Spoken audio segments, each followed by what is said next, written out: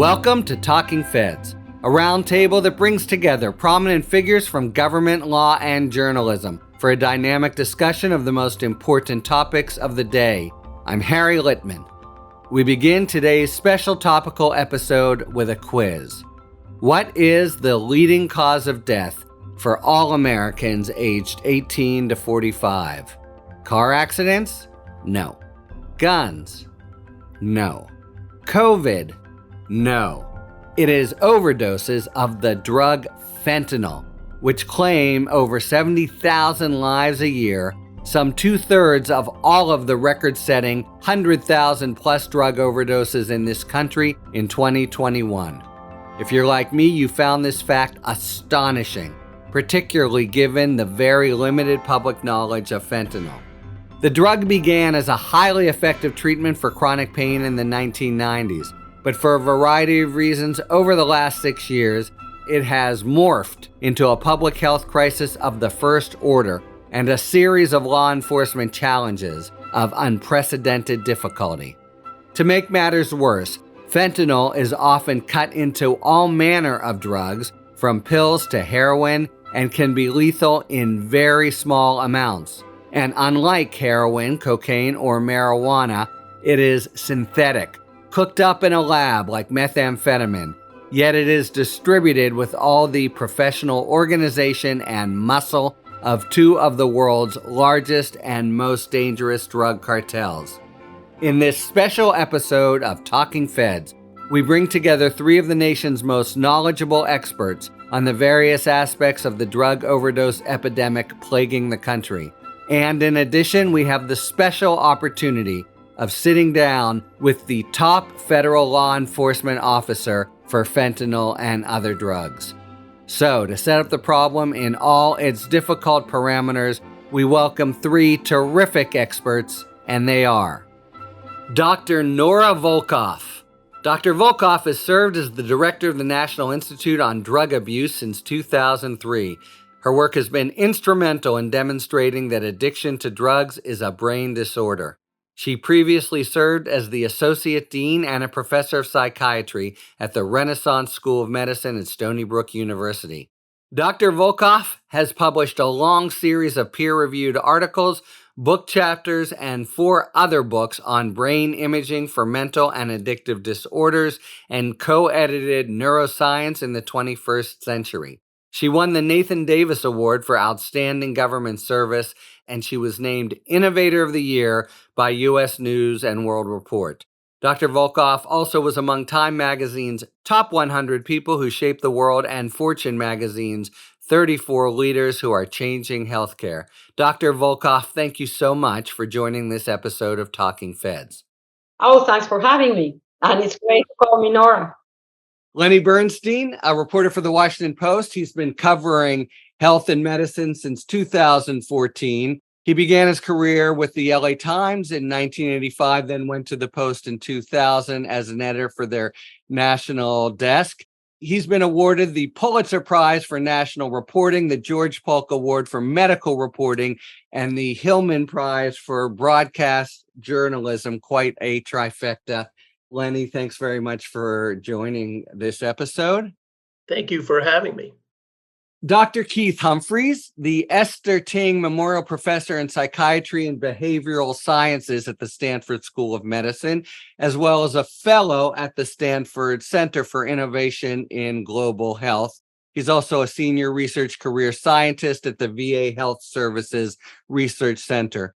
He's been in government as a drug policy advisor in a couple different stints in the Bush and Obama White Houses, and he continues to advise many states and national governments on policies regarding addiction. In 2009, Keith received an award for distinguished contribution to the public interest by the American Psychological Association and won the British Medical Association's Public Health Book of the Year award for his book, Drug Policy and the Public Good. So please, you could join us, Keith. Thanks very much, Harry. Glad to be here. Forgive those laborious introductions, but I really want people to understand we've brought the pros to the table, which is not to say we're going to leave the table with new epiphanies that haven't yet been thought of, because this turns out to be a very, very difficult and some would say, maybe not the three here, insoluble problem. If you don't mind, I'd like to just set up the basics a little bit. Let's start with overdoses. So 2021 was a record year for overdose deaths. We are over 100,000 in this country. So far, 2022 shows indications of eclipsing those grim numbers. What is going on? What's driving the crisis? And why, particularly now, are we seeing such a precipitous rise? Well, I can jump in, and I think that we would all respond in the same way.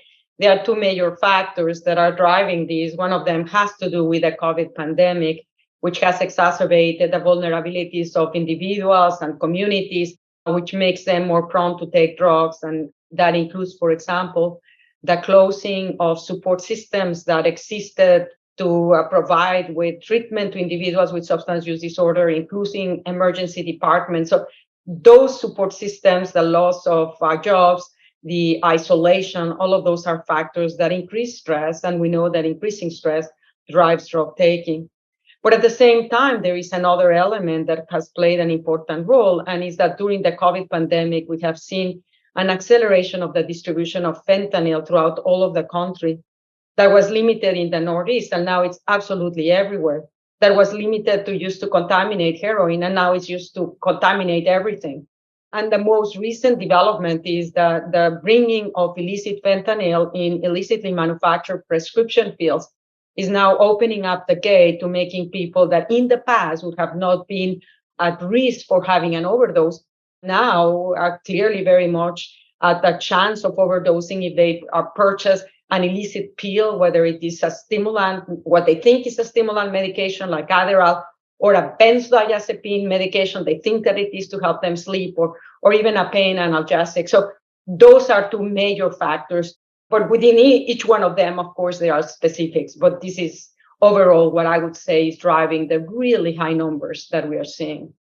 Let's try to unpack that then a little more. Look, fentanyl, I think, goes through a normal development process and is just a prescribed drug.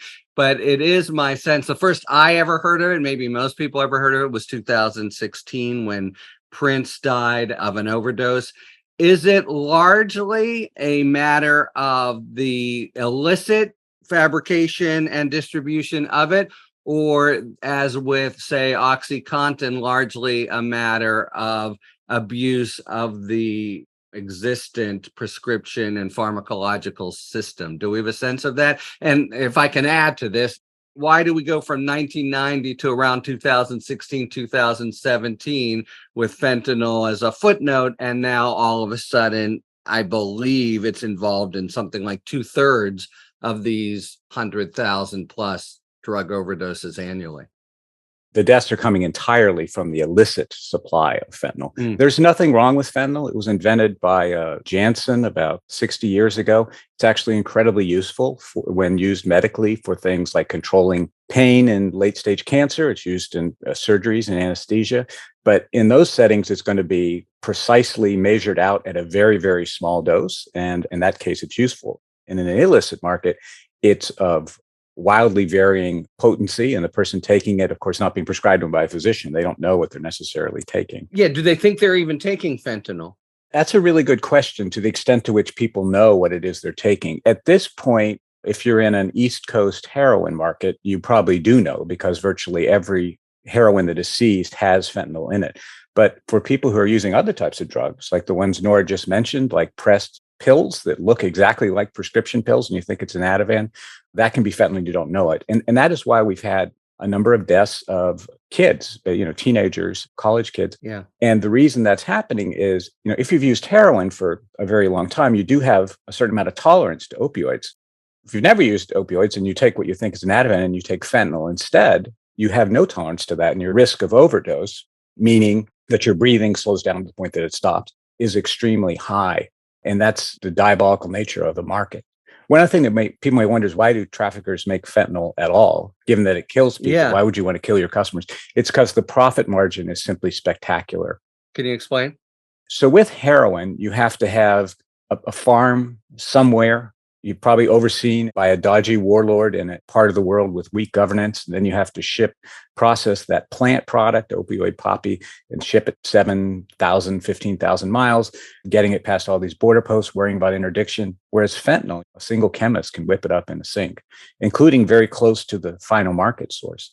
So the profit margin for a trafficker is about 100-fold higher than it is for heroin. And if you're making that much money per sale, as cold as this sounds, you can actually afford to kill some of your customers and you'll still come out financially ahead. Fentanyl is not something that users demanded. It's something that supply side did because it's extraordinarily lucrative. No one should ever have done this at all, ever, but it happens. We all know it happens. And think about a college student saying to another college student, "Do you have an Adderall? Can I borrow one?" There was a reasonable expectation 10, 15 years ago that was unadulterated. Now, you do not know what you are getting. That could have been a fake pill pressed by a drug cartel on the other side of the border, brought over here. And as Keith just said, you've got no resistance. You've got no tolerance to what's in that. And so we see younger people dying that way.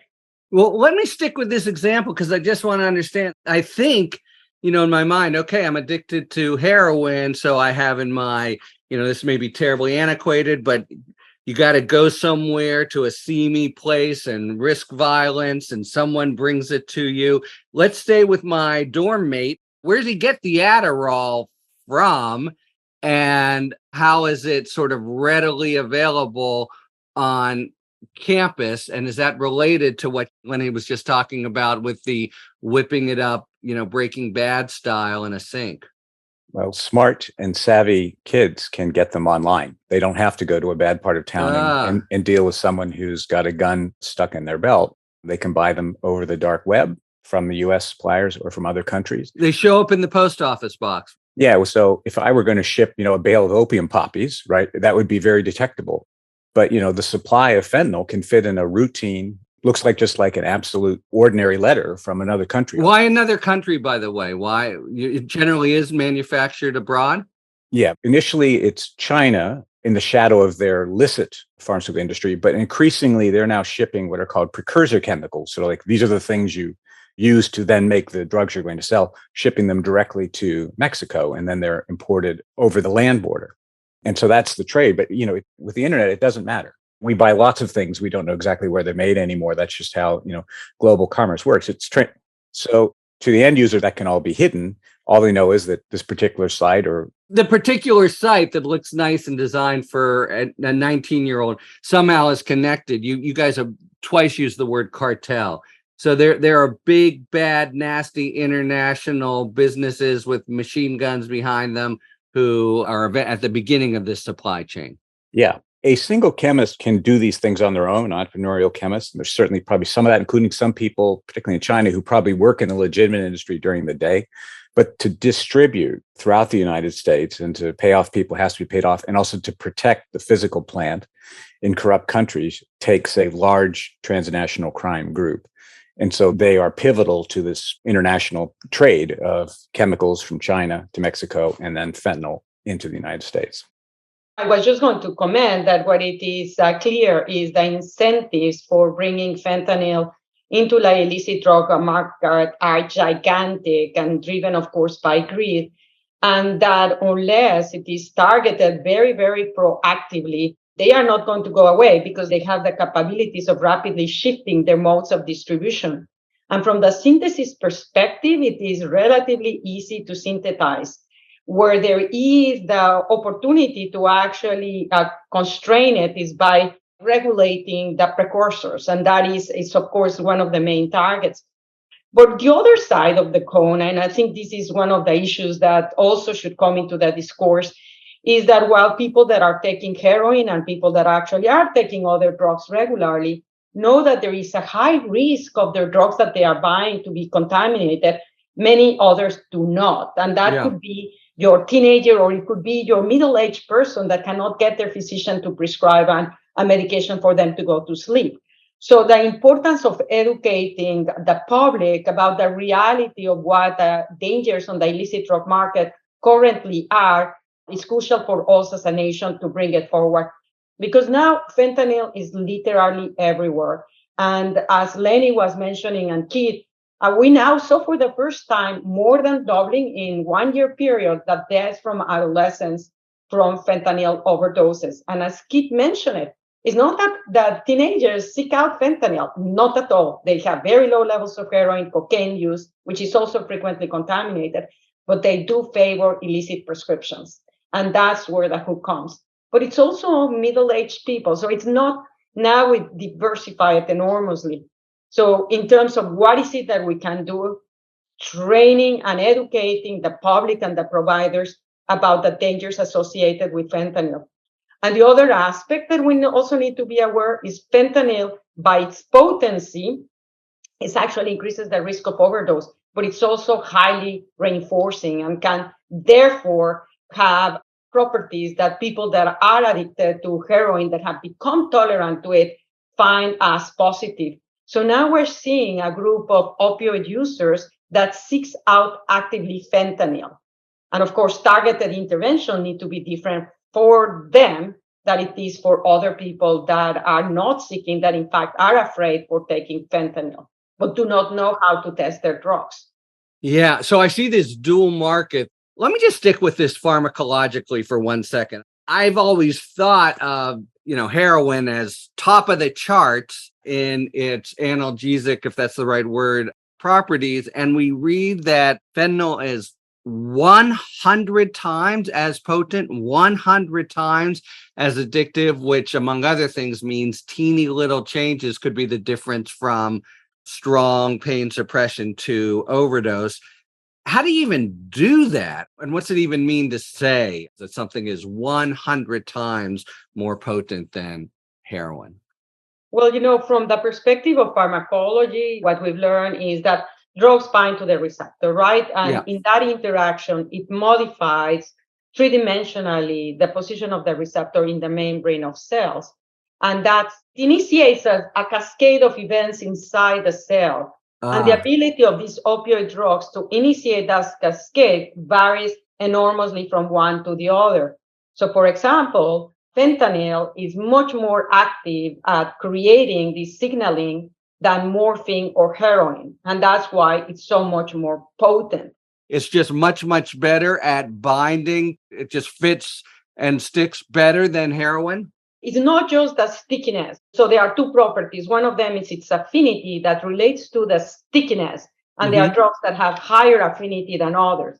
And in that respect, for example, you have drugs that have very low affinity, that therefore they will not be competing very well. Drugs with high affinity, though, like, for example, buprenorphine, which we use for the treatment of pain and for the treatment of opioid addiction, has very high affinity for the receptor. But its intrinsic efficacy, even though it binds to the receptor, the signaling is limited. So even though you can bind all of the receptors with buprenorphine, you only have, say, for example, 30% of the maximal signaling that you will generate with a drug like heroin. And then fentanyl has even a greater efficacy than heroin. So there is the affinity, and then there is the signaling that happens when the drug binds to the receptor. And fentanyl has both high affinity and both high intrinsic efficacy. And Lenny, you suggested that the growth, the spike from, a normal use to illicit use is what really has driven the overdose. I was struck and sort of horrified at the notion that people are buying stuff and don't even know it's there. Is that the kind of paradigmatic problem, or is it just that people are now seeking out a synthetic fentanyl and they just can't control it? Are they really being surprised in their last moments of life? Well, I think it's both. There have been 3 eras in this epidemic. We started with pills, oxycodone, and some people became addicted, mainly unknowingly, but not all. Billions of pills were diverted to the black market. And you all know that whole history of the pill mills in Florida. Then there was heroin. Again, more people became addicted. a drug you do have to seek out. And now we have fentanyl probably since, 14, 15, 16, both in these illicit pills and for people who are chasing that high, people who become addicted to fentanyl. And it happens very, very quickly in some cases because of certain people's brain chemistry, are often seeking out that drug. I gather that the real spike since 2016 are these cartels, but you do hear fingers point, or I guess you don't hear fingers pointed, but you see fingers pointed at the original manufacturers as having acted irresponsibly somehow to have triggered the problem. Can you explain what that contribution was? It might be helpful just to think about how markets work, so drug markets. Heroin was on the wane in the 1990s in the United States. And then you have the things that Lenny described and did such great reporting about at the Post, where prescribing per capita of opioids goes up 400% in a little more than a decade. Now a huge number of people are addicted. So the resurgence of heroin markets initially was to service that group. Sam Quinones has written really well about that. It was a strategic decision of, wow, we could convert these people over. Heroin costs about a third of what a street oxy does. And that's where it was created. But then once there's a drug market, people can enter it directly. So in other words, just because it initially was there to take care of people who had, been using OxyContin for 10 years, now there's a heroin dealer in town, in Youngstown, Ohio, and there didn't used to be. And that could be someone coming in and that's their first exposure to a far stronger drug. And then fentanyl comes in on top of that through the heroin supply. So when you look at these things, some people have made the argument, well, you can't really blame, the Sackler family for this. Actually, you can. They created the market conditions that allowed these drugs to surge back into American life. And we are still, even someone who's dying of fentanyl, we are paying for the price of what happened from the late 90s up to about 2011. I wanted to interject because I want to push a little bit. And absolutely, I think that the Sacklers and other companies absolutely were crucial in triggering what we observe as the opioid crisis, the initiation. But there were other complicit agencies that enabled it to happen. And I think it is important to state it because otherwise we're going to end up in the same problem. First of all, there was a system in the healthcare that did not pay attention to substance use disorders. So physicians were actually unable to train or to distinguish what is addiction. They didn't understand it, and they wouldn't be able to determine who would be at high risk when they were prescribing these opioids, nor actually if the patients become addicted to recognize it or treat it. So the indifference of the healthcare system for substance use disorder is one of the elements that contribute to it. A second element to contribute, I would say, is that we have neglected the proper treatment of patients with pain. And we continue to do so. And if we don't tackle that problem, we will see people going out into the illicit market to buy these drugs because severe chronic pain is devastating. And third, of course, and again, it's not that I want to point fingers at anyone, but my view is if we do not look at these things in the face, we will repeat the mistakes. As agencies and insurance providers, we actually were too lenient in supporting and paying a massive number of opioid prescriptions during almost 2 decades. So yes, there is an origin about the distribution and the education, improper education of clinicians on how to use them. But there were other systems that failed. And I think that we need to strengthen them to avoid this from happening again. I was a U.S. attorney in a part of the country that had real OxyContin problems in the rural communities. And it was mainly bad docs who were prescribing. It was mainly, in other words, corruption of the licit market. I'd like to understand better the relationship between the Sackler piece and this big international cartel that we're hearing gets precursor chemicals from China and it comes in through Mexico, which seems like a whole different market. Are they essentially two different markets side by side that are just reinforcing, or is it somehow all joined so that you begin with the baddest of the bad guys and yet it somehow winds up with a dirty doctor giving his 60-year-old patient a fentanyl pill? It's a pretty complicated question to answer. At the policy level, they are distinct problems. So everything Nora said is completely correct about the holes in the training of medicine, the way we finance care, the weaknesses in regulatory agencies. Those holes, which Purdue and, by the way, other companies, Teva, Johnson & Johnson, so on, ran through, those holes are still there.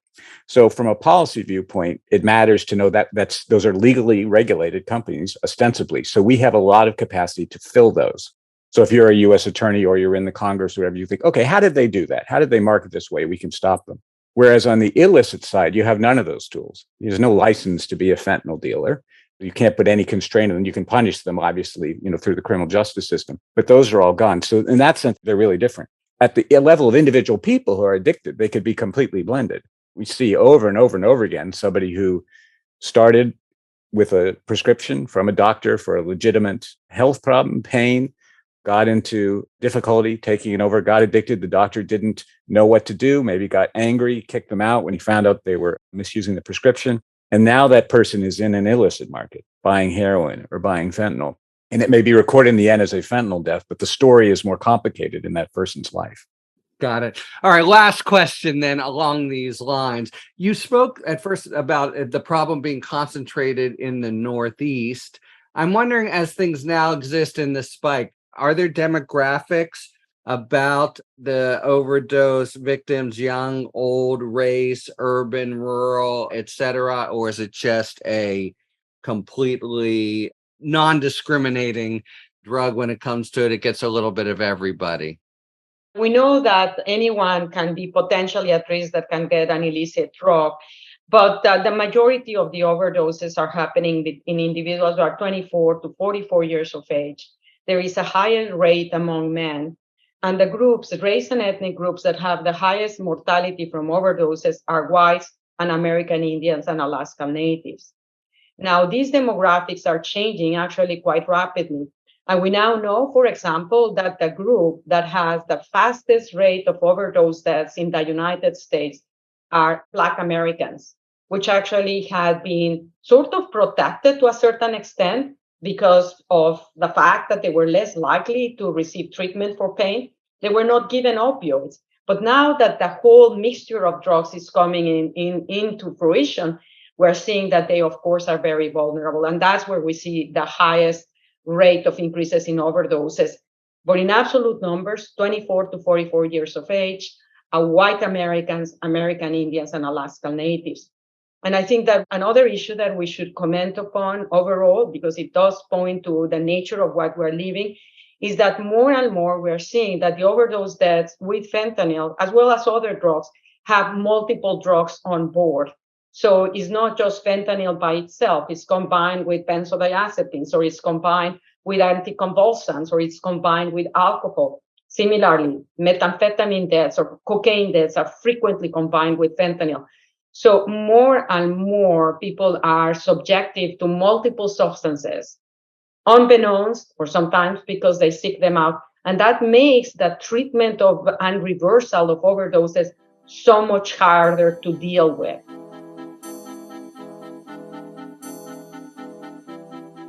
So at this point in our episode, we might break for a sidebar, but we have something even more special today. A one-on-one interview with the administrator, that is the top official in charge of the Drug Enforcement Administration, Ann Milgram, who has buck-stopping authority for the law enforcement challenges posed by the current fentanyl crisis. All right, it is a real privilege for our listeners and an honor and pleasure for us and me personally to sit down with the administrator of the Drug Enforcement Administration, the leader of the DEA, Ann Milgram. Ann oversees more than 10,000 special agents and intelligence officers stationed both domestically and in foreign countries. Before coming to the DEA, Ann had a super illustrious career in law enforcement and scholarship. She was a professor of practice and founder of the Criminal Justice Lab at her alma mater, NYU, and most importantly, a regular guest on Talking Feds. And she acted as New Jersey's Attorney General, one of the youngest in the country, from 2007 to 2010, where she had a long list of accomplishments, including reforming the Camden Police Department. And that work led to her heading the Criminal Justice Initiative at the Laura and John Arnold Foundation for 5 years. She began her career as an ADA at the Manhattan District Attorney's Office and then a federal prosecutor for the Department of Justice. Anne Milgram, thank you so much for joining us to discuss this very challenging, daunting, and to many not very well-known problem. Thank you for having me. It's great to be with you. All right, so we've had a crash course with journalists, physicians, and policymakers on the unprecedented dangers that fentanyl in particular poses and its outsized contribution to drug overdose deaths, which eclipsed 100,000 last year in this country and are at a pace to go more than that in 2022. Let me just ask you just the nature of the challenge it is for law enforcement. Is it, in fact, unprecedented for the DEA, and how do you try to get your hands around it? It's a great question. And I think the way I would answer that is to start by saying that we lost 107,622 Americans last year from drug overdoses and drug poisonings. And we call them poisonings because oftentimes what we know is that Americans are taking what they believe to be a legitimate pharmaceutical pill like OxyContin or Adderall or hydrocodone, when in fact it is fentanyl. Or they're taking other drugs, whether it's heroin or cocaine or methamphetamine, when in fact those drugs are laced by fentanyl. And so more than 70,000 lives were lost from fentanyl alone in the past year. So this moment is a moment we've never, ever been at before. What's also really important, I think, Harry, and that I don't think any of us have done enough to help people understand yet, is that all of what we are seeing is being driven by two of the most significant criminal organizations in Mexico. They're cartels, the Sinaloa and the CJNG cartel. Virtually all of the fentanyl on U.S. streets is coming from those two criminal networks that operate in the United States and worldwide in 30 or more countries. And so it is easy, I think, for people to think of this as isolated overdose deaths or drug poisonings, but nothing could be further from the case. This is essentially two massive criminal networks that are responsible for killing 107,622 Americans with chemically made fentanyl and methamphetamine that is starting in China with companies that are selling these chemicals, a lot of Chinese organized crime, criminal elements in China that are selling these chemicals to these two cartels in Mexico that are then mass producing chemical drugs that are flooding into the US. And what's really, I think, vital for all of us to sort of be focused on, and we're focused every single day at DEA, number one, on Sinaloa and CJNG, and number two, on the fact that this is a different drug threat than we've ever faced before. This is completely different. And really, since 2015, it's just a new threat. It's deadlier. It's more widespread. And what I tell people all the time is the way to think about this is that if we do not stop what's happening in China and Mexico from happening there, then there is an unlimited amount of fentanyl and methamphetamine that can come into our country. And so it's a new threat. It is a devastating threat. And I think we are in an unprecedented place where I worry, just as you said, that the number of overdose deaths and drug poisonings has gone up year after year. Since 2015, 2017, it's now doubled. And I worry very much about there are no limits beyond what the chemicals that China can produce and the drugs that Mexican cartels can make right now. So how much do we actually know about the cartel's manufacture and distribution of the drug?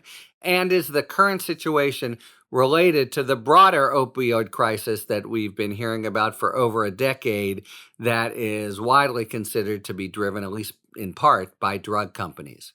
So what we know about the opioid epidemic writ large is that it did start with the overprescribing of pharmaceutical opioids, of OxyContin, hydrocodone, Percocet, and so on. That then shifted as those drugs became less available over the last decade. That shifted to a number of folks who had become addicted to legitimate pharmaceutical drugs, then started taking heroin. Some of those individuals later did end up taking fentanyl or seeking fentanyl out in the illicit market. But what we see today is not about legitimate pharmaceutical opioids. There's calculated deliberate treachery at every step of this process. And if you think, Harry, about some of the biggest criminal organization cases that you've done, and you multiplied that by about 100, that would start to get you close to what I think we're seeing now.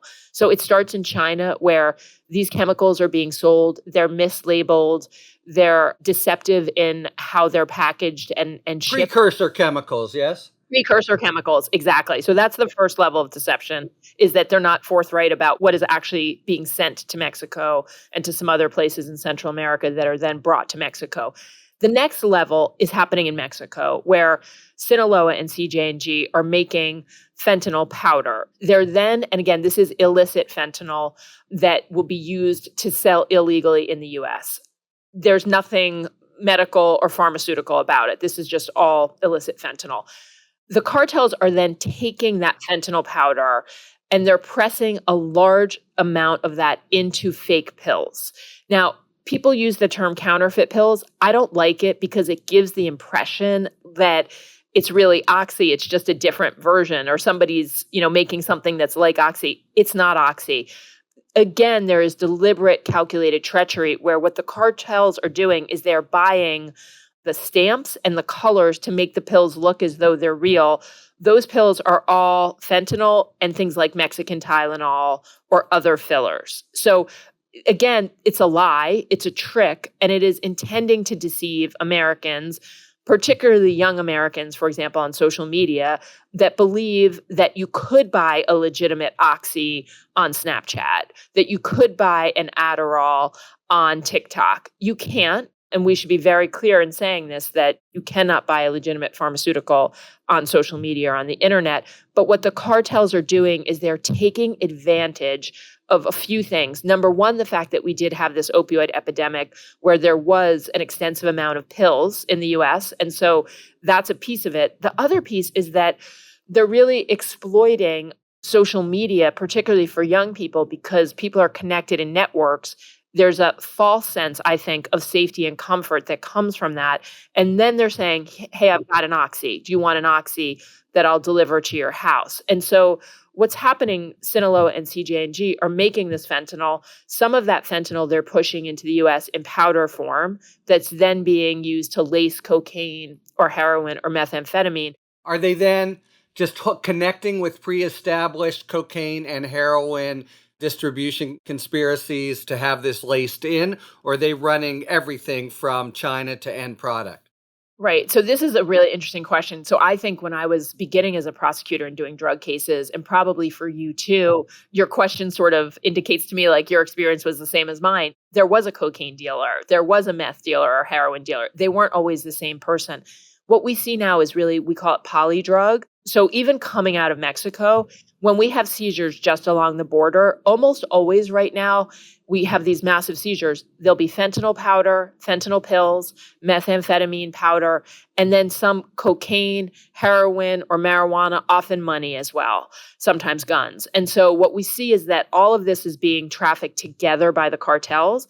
And this is also true in a city or somebody on a social media site. They'll often be offered all of those different drugs. So the world has really changed significantly in that couple things. One is I do think of fentanyl as a shapeshifter because it can be lacing all these other drugs. It can be in these fake pills of all different kinds. And so some of that is why I think we see a little bit of a change in the drug market. But a lot of it also is just driven by the fact that these cartels are pushing all of these drugs. Their main thing is fentanyl and meth, but they are also selling cocaine and heroin and other drugs with it.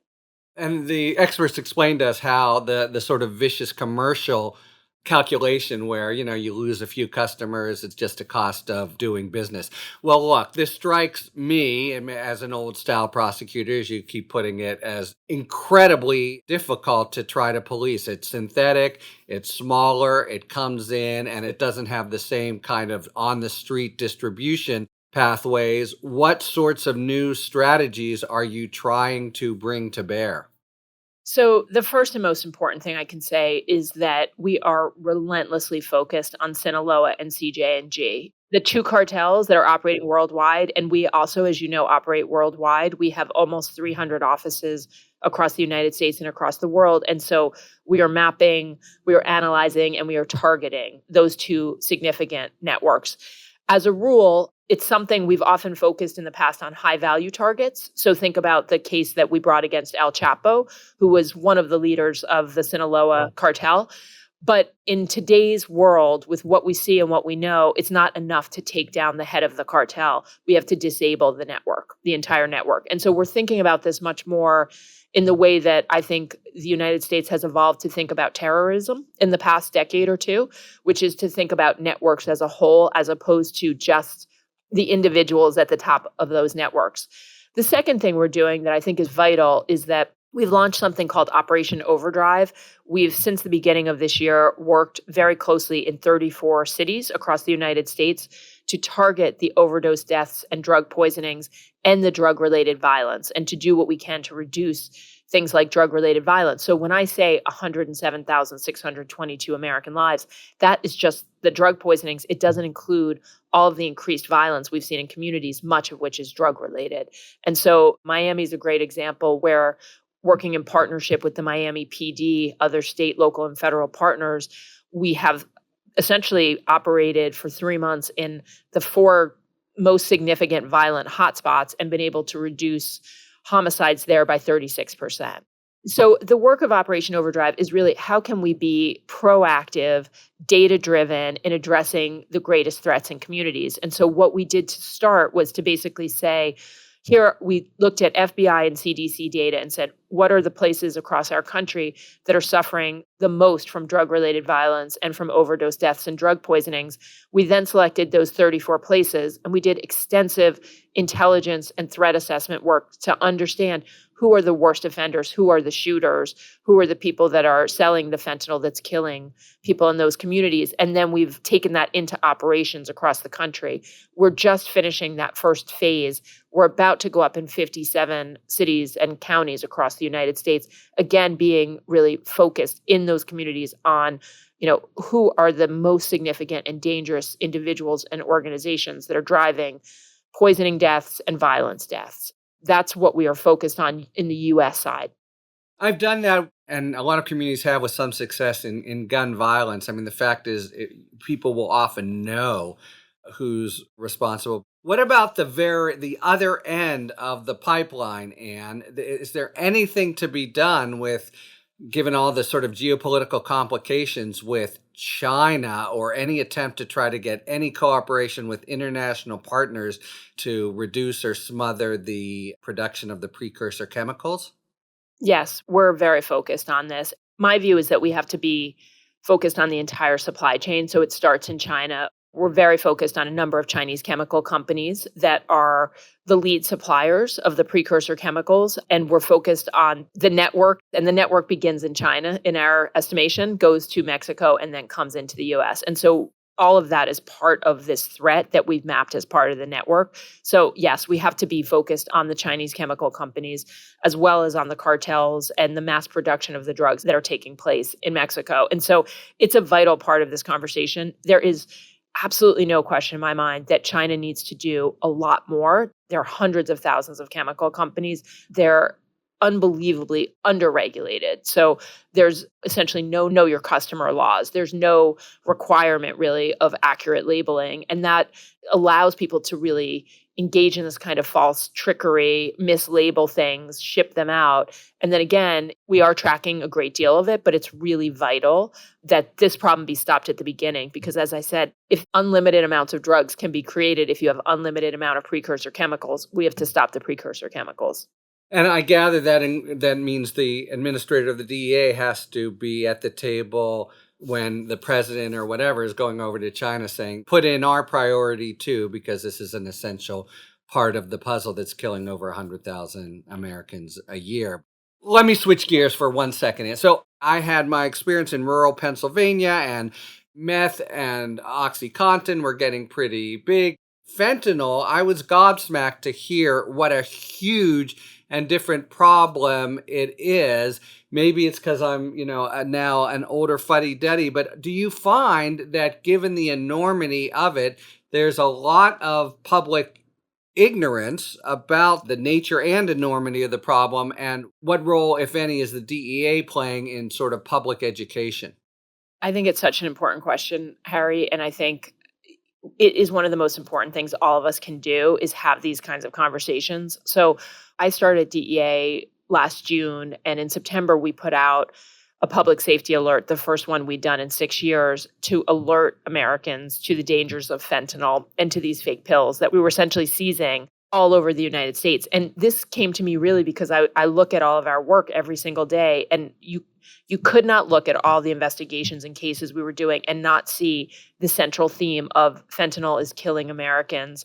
You know this, it's the leading cause of death now for the age 18 to 45 in the United States. And so in all 50 states, we were seizing these fake pills. Where, by the way, where did the seizures tend to take place? All 50 states. You're asking the same questions I would ask, which is, right, what's the pattern here? And while I want to be honest in saying there are some patterns, this is a problem that is, it's rural, suburban, urban. It is people of all ages, races, and genders. Now, the fact that when we talk about this, it's hard to wrap your mind around, but the leading cause of death for people over 45 is still what it always was. Things like natural causes, diseases, cancer, heart disease, in the last few years, COVID.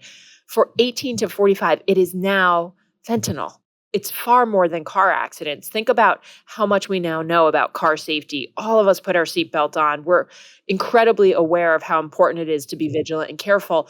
And fentanyl, for a variety of reasons, I think in part because it is a shapeshifter and it has been combined with other drugs. And again, think about this deliberate trickery where it's being sold as though it's something else. It has allowed it to go across the country quicker and in a way that is less understood.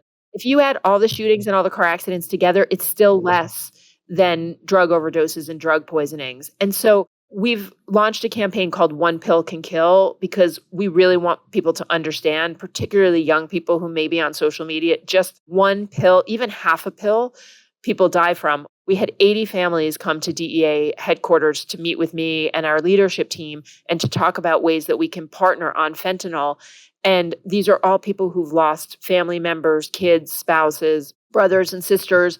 And it is devastating to realize that for so many, the first time they knew anything about fentanyl was when their child died. The first moment that they understood the threat, that essentially if you have a smartphone, there is a drug dealer in that smartphone. Your kid sitting in a bedroom, literally a drug dealer can find them and can lie to them and trick them about what they have and what they're doing. And that can show up on your doorstep 10 minutes later. And so it's really profoundly important to me that we start these conversations and we have these conversations because we know they work.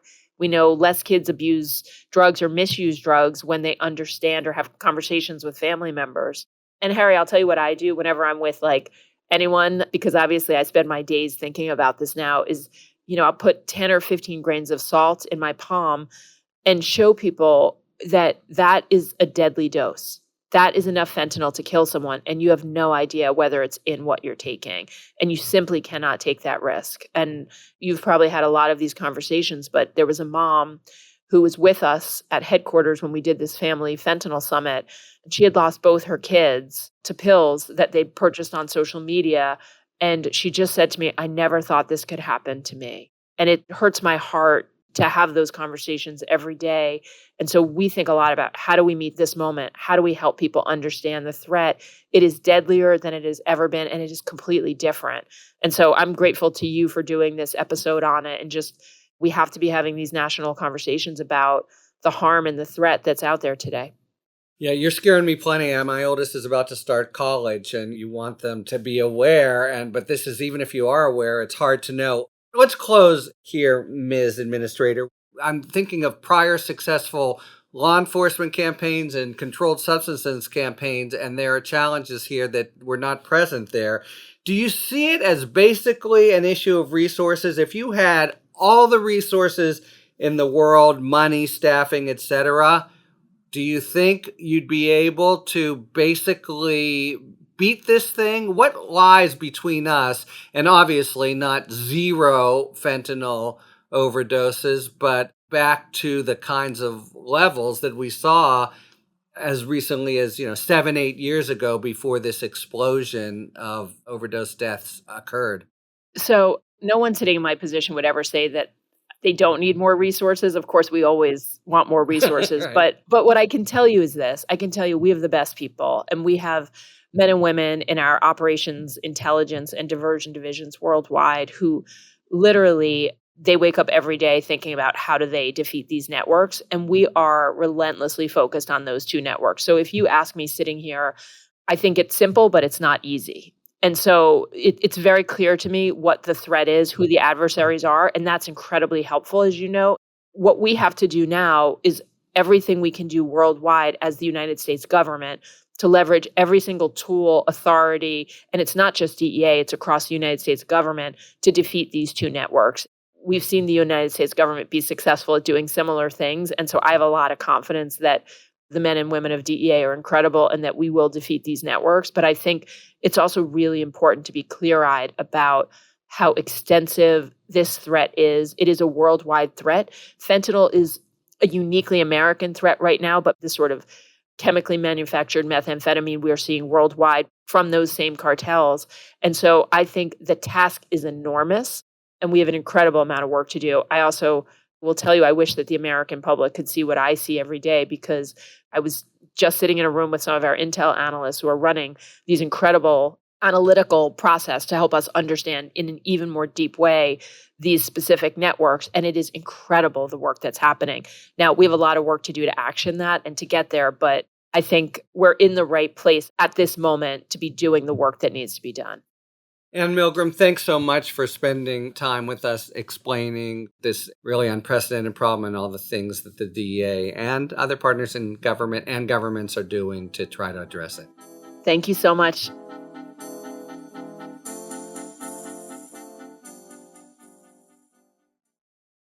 All right, it is now time for a spirited debate brought to you by our sponsor, Total Wine and More. Each episode, you'll be hearing an expert talk about the pros and cons of a particular issue in the world of wine, spirit, and beverages. Thank you, Harry.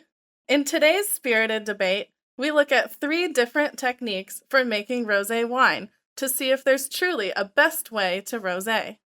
First, rosé is a type of wine that's actually produced quite similarly to reds, but the fermentation time of the grape is reduced, giving rosé its signature pink color. The first technique for making rosé is the skin contact method, in which black-skinned grapes such as Pinot Noir are crushed but allowed to remain in contact with the juice for a short period of time. After about 6 to 48 hours, as opposed to weeks or months for the reds, the skins are separated. This method is most frequently used in the top rosé-producing region of the world, Provence, and throughout the south of France. The second method is called saignée, which is the French word for bleeding. This method creates both a rosé and a red wine. Early in the maceration process, some of the pink juice created from the grape must is removed to make the rosé, while the remaining juice becomes a more concentrated red. A rosé made from this method tends to be richer and darker in both color and fruit flavor. This method is more rarely used, but it can be found more often in rosés from Spain, Napa, and Chile. The third method is blending. Contrary to what some people think, blending is not just a 50-50 pour of red and white wine. Instead, blending is where a white grape, such as Chardonnay, is blended with a red grape, and it's the most popular way to make a rosé champagne. Although popular in Champagne, this method is used in still rosés as well. In fact, some winemakers in Provence choose to blend small percentages of white grape varieties into their rosés. It's not always obvious or easy to know which method was used to make a particular rosé, but the expert guides at Total Wine & More can help you navigate our wondrous selection to find a rosé that makes your day. So find what you love and love what you find, only at Total Wine & More. Cheers! Thanks to our friends at Total Wine and More for today's A Spirited Debate. All right, so let's move now to what we're trying to do to meet the challenge on the treatment side. Nora, I know you're especially expert here. What does the current best practices for addiction treatment look like, and are they even remotely equal to the task? We're very lucky to have medications for the treatment of opioid use disorder that work quite well.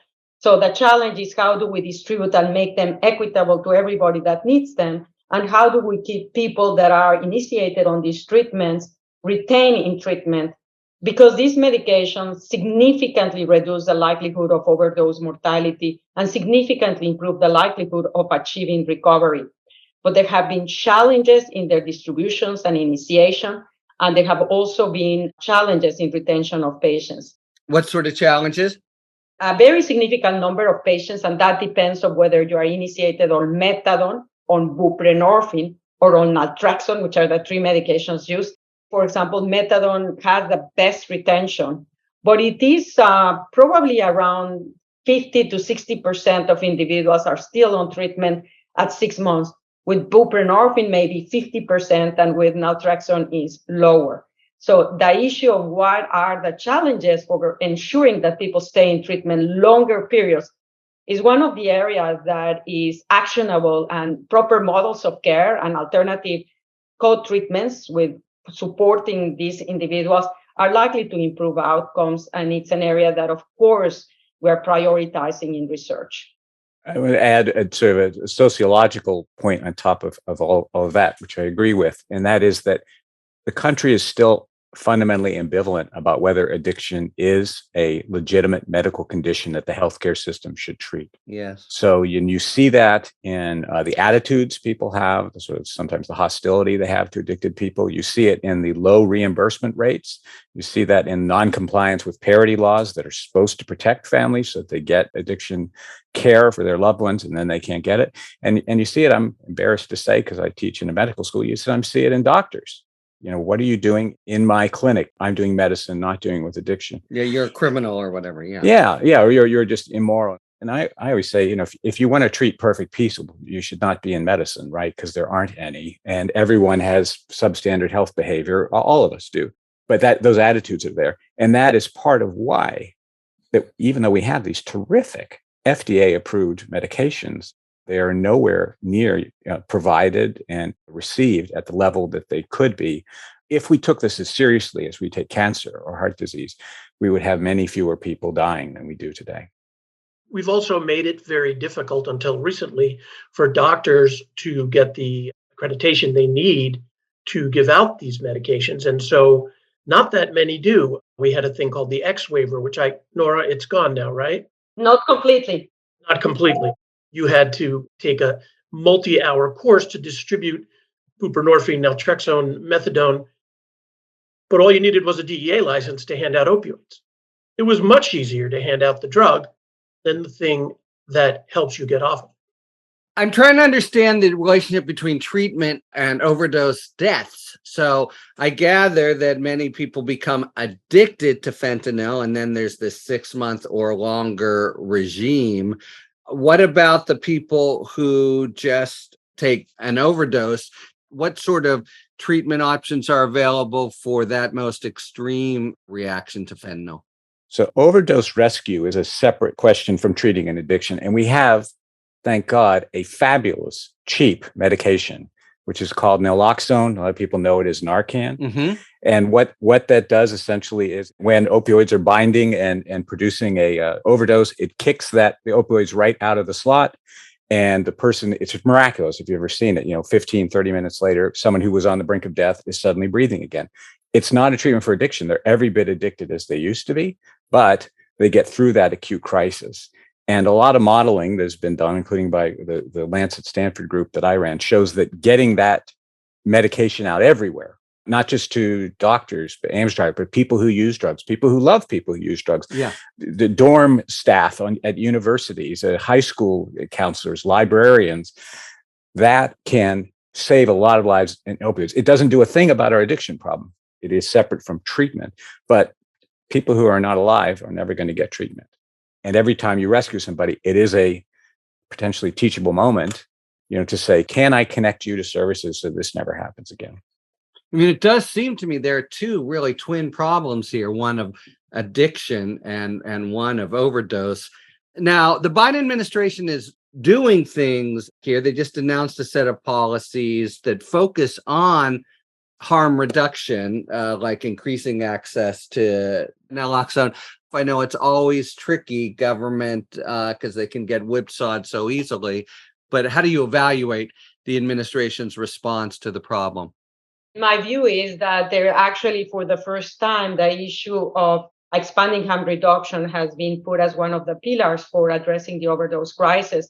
And it does make very much sense because, as Kit was mentioning it, there are two strategies that are the most powerful to actually address the opioid overdoses: treatment of people, and then the reversal with naloxone. Yeah. But not everybody is ready for treatment. And so if we are so categorical as said, we do not care about that, are not ready for treatment, we're opening that door for them to be at high risk of overdosing and dying. So the administration is realizing that practices, expanding naloxone, providing tests that can allow the person to test if the drug they are going to administer has fentanyl or not, providing places where they can go safely to inject themselves so that if they overdose, someone can actually protect them, access to syringe exchange programs. All of them, particularly syringe exchange, naloxone, and treatment, have shown the tremendous amount of benefit. And we're now doing research to optimize what are the conditions to which these safe injection sites can be valuable for protecting people. But it is clear that deployment of more than one intervention is what is necessary. And it is clear that not every one thing fits for every one person or community. And so we need to find the models that are going to be optimally able to actually create an impact at the individual and population level. As a reporter, I don't comment on policies. I cover people like Nora. As a citizen of the country, I am very grateful that harm reduction is moving to the fore. And it really is moving to the fore in the Biden administration. Think back not very many years when handing out fentanyl test strips was considered untouchable. Explain what those are for a second, Lenny. These are strips you can use to test your illicit drug supply to see how much of it is fentanyl. Nobody wanted to touch that. It was a third rail. Think about syringe exchange and its history. It was extremely controversial. People said, you will encourage drug use if you give people clean needles. These are things that we now do routinely around the country. Why do we do them? Because 106,000 people died of overdoses last year. And in certain communities, people are dropping like flies. And we need to do something until we find a better way to bring those numbers down. So I am grateful as a person, not a Washington Post reporter, that harm reduction has become as prominent as it has. Well, so we know, you guys know much better than I, all the sort of built-in impediments to just sensible or progressive harm reduction and other policies. If you had the magic wand here, what else should they be doing that right now for political or resource reasons seem just fanciful? I think we need to integrate the care of substance use disorders into the mainstream of American healthcare. And for that, I mean everything from the person who's extremely addicted and on the verge of overdose, as well as the person who's maybe drinking a bit too much and occasionally taking a benzo with it and is not at that point. And that's what we do with everything else. Heart disease, sometimes your doctor will say you should exercise more, sometimes eat a better diet, sometimes you need a cardiac catheterization, and sometimes we need the paddles because it's an emergency. But it's all the way integrated through, and it's seen as legitimate, and it is also reimbursed as such. And I think we have to bite that bullet and say addiction is one of the principal killers of people in developed societies, and we're also one of the principal causes of disability and just plain misery for that matter.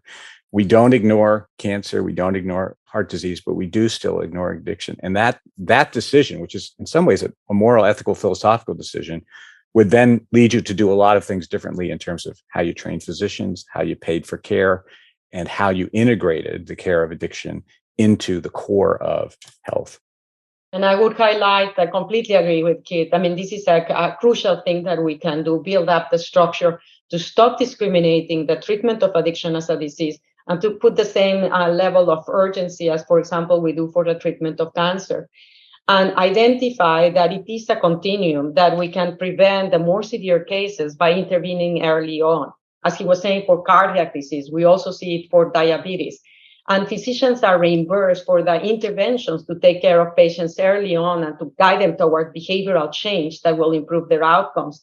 We should do the same thing with addiction, a sub-threshold condition or pre-addiction stage that enables clinicians to identify where the patterns of drug taken are risky and do an intervention for this, which they will be reimbursed.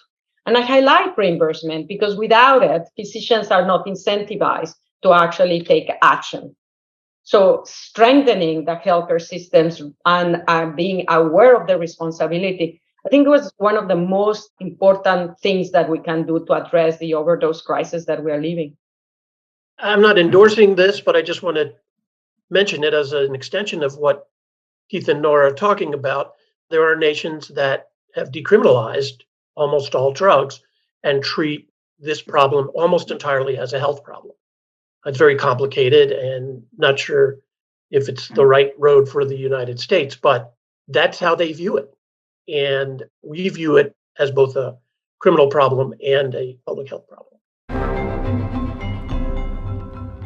We're out of time in this special topical episode of Talking Feds. Thank you very much to Lenny, Nora, Keith, and especially to DEA Administrator Ann Milgram. And thank you very much, listeners, for tuning in to Talking Feds.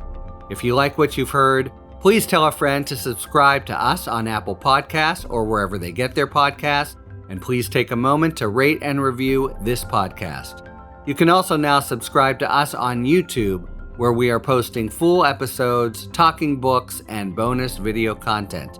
You can follow us on Twitter at Talking Feds Pod to find out about future episodes and other Feds-related content. And you can look to see our latest offerings on Patreon, where we post bonus discussions with national experts about special topics exclusively for supporters. Submit your questions to questions@talkingfeds.com, whether it's for Talking 5 or general questions about the inner workings of the legal system for our sidebar segments. Thanks for tuning in, and don't worry. As long as you need answers, the Feds will keep talking. Talking Feds is produced by Olivia Henriksen. Sound engineering by Matt McArdle. Rosie Dawn Griffin and David Lieberman are our contributing writers. Production assistance by Laurel Feldner, Kalena Tano, Emma Maynard, and David Emmett. Our gratitude, as always, to the amazing Philip Glass, who graciously lets us use his music. Talking Feds is a production of Delito LLC. I'm Harry Littman. Talk to you later.